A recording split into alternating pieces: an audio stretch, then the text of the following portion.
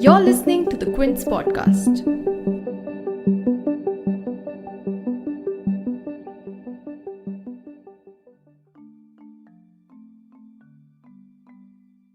After more than 2 months of lockdown, India has now begun to unlock the restrictions and curbs. As announced by the Ministry of Home Affairs, the unlocking will be done in 3 phases. In the first phase, which started 1 June onwards, curfews are to be in place only between 9 pm and 5 am. Interstate travel has also been allowed, and in another week, that is by 8th June, religious places, restaurants and malls will also finally reopen. In the second phase, schools, colleges and other educational institutions will be opening up, possibly in July, after consultations with states and union territories. For now, they've been asked to discuss it with stakeholders and come back to the centre with the feedback. And in the third phase, international flights, metros and other means of transport will also start operating. Even gyms, pools, entertainment parks, bars, assembly halls, religious functions, academic congregations, etc. will also open up. However, there's no set date on when to restart these activities yet. It'll only be decided after a risk assessment. But we're getting ahead of ourselves. Let's start with the first phase of the country unlocking after one of the strictest lockdowns in the world.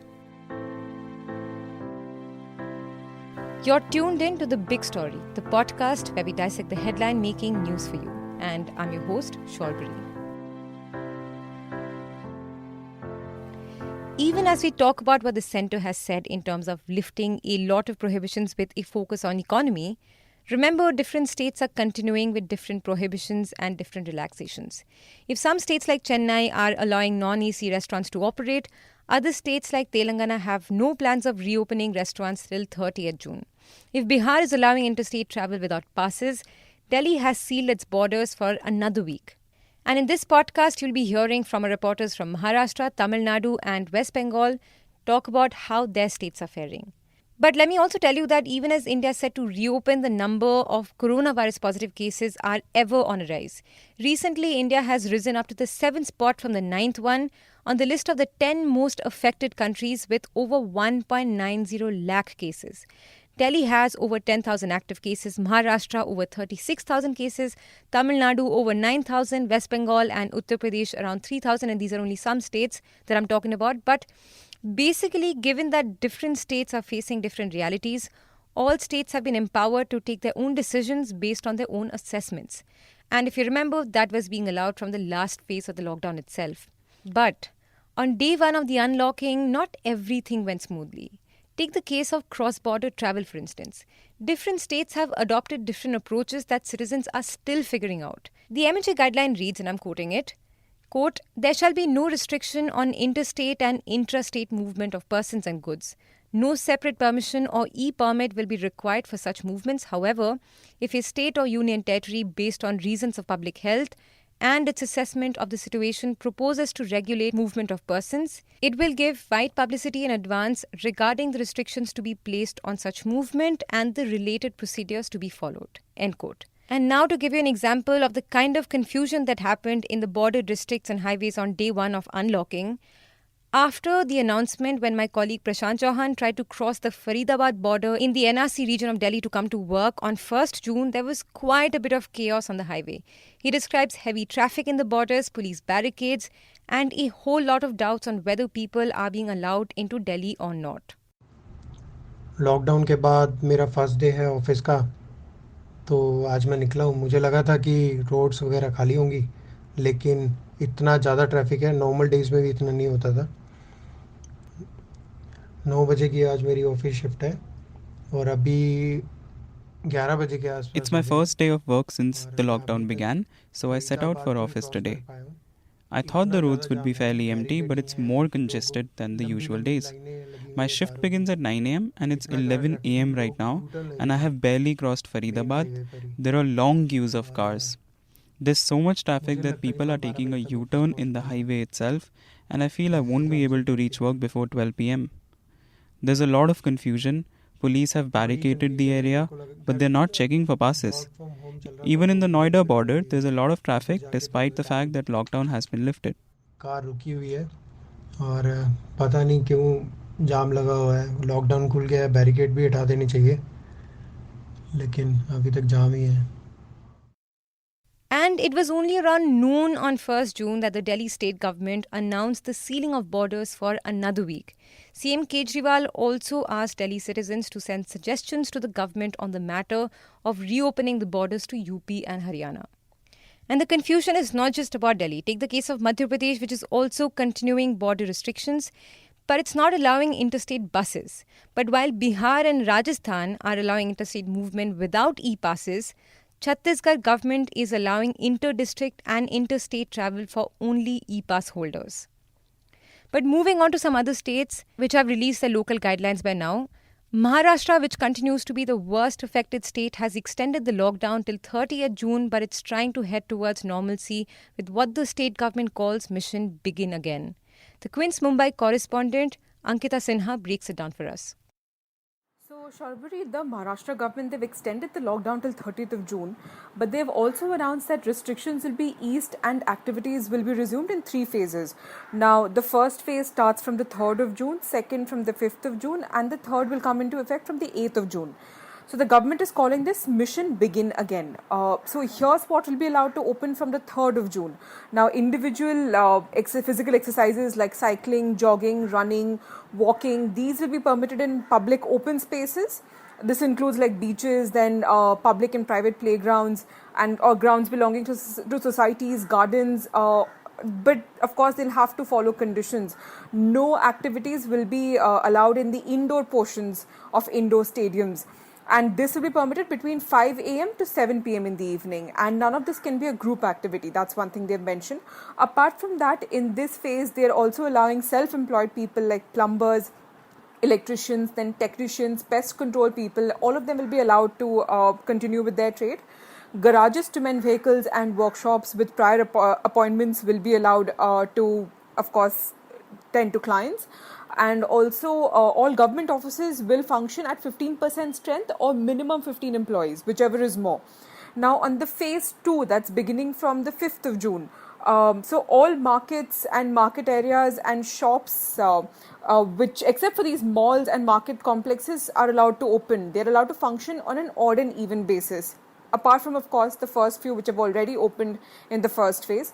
Now, the third phase, if we look at that, all private offices, they're allowed to operate with up to 10% strength as per requirement, with remaining persons, of course, working from home like how it's always been since the lockdown started. And of course, they've clearly mentioned that schools, colleges, coaching institutes, metro rail, salons, then cinema halls, all of these will remain closed. Like Maharashtra, Tamil Nadu has also extended the lockdown till 30th June. Now, here, religious places aren't opening up soon, even though the MHA guidelines allow it. And the state government has also announced different rules for Chennai, specifically where the cases are higher than the other parts of the state. This is Smitha, the Quint's Chennai correspondent, giving us the details. The Tamil Nadu government has extended the ongoing lockdown till 30th June. For ease of operations, the government has divided the state into 8 zones. Public buses, only 50% of the total strength, will be operational in the state from 1st June, except in Kanchipuram, Tiruvallur, Chengalpattu, and Chennai. Restrictions are stricter in the capital, that is Chennai, as the city records for more than half the number of COVID-19 cases recorded in the state. The city is divided into 201 containment zones as of 1st June. Private buses will also be operated on routes approved by the government. 3 passengers, excluding the driver, will be allowed to travel in cabs and taxis, while 2 passengers, excluding the driver, will be permitted to travel in autos. Ola, Uber, permitted in select cities, including Chennai, with a maximum of 3 passengers. All religious places of worship, hotels, resorts, shopping malls, educational institutions, theaters, gyms, swimming pools, bars, parks, sports complexes will continue to remain closed. Tourism in hill stations prohibited. All social, political, cultural, religious gatherings not permitted, and interstate public transport will not be resumed until further orders. Non-AC restaurants in Chennai and other cities, barring those in containment zones, can open for business with 50% occupancy.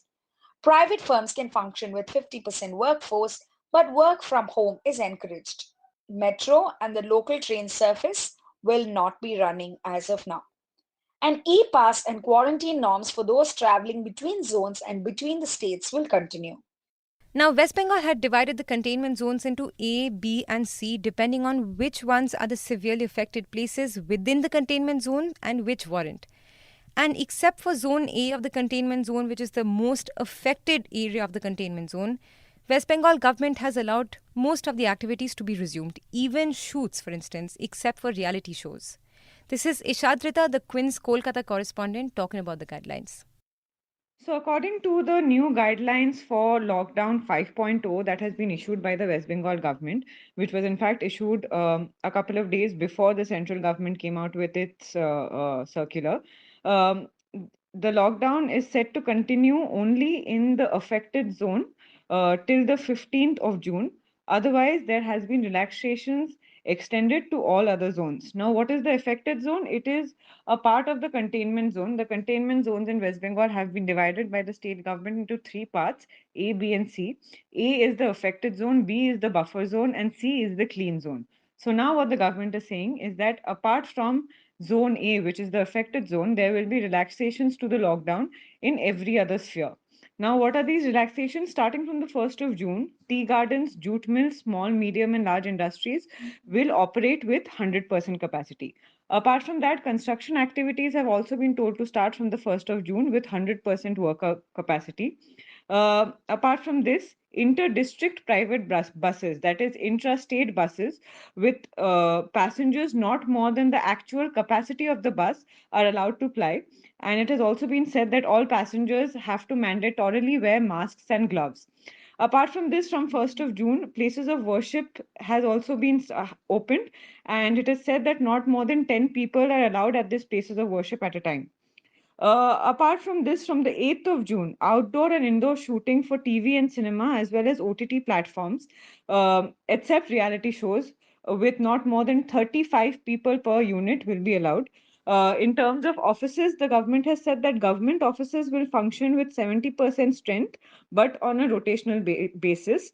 For private offices, the government has encouraged work from home, but has left the capacity in which these offices will operate on the management of these private firms. And it is upon these firms to take the decision on how many people will be working out of these offices.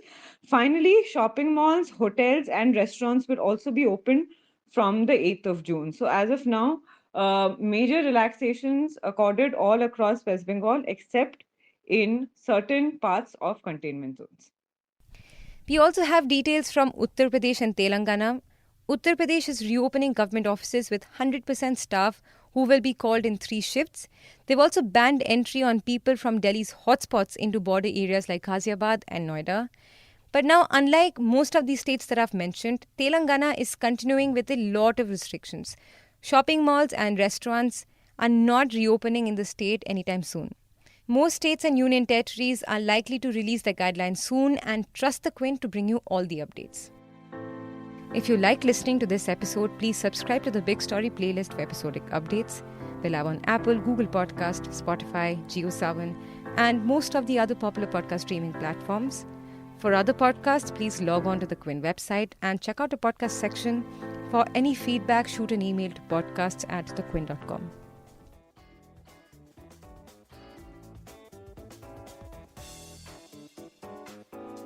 Thanks for listening. Log on to the Quint's website and check out our other podcasts.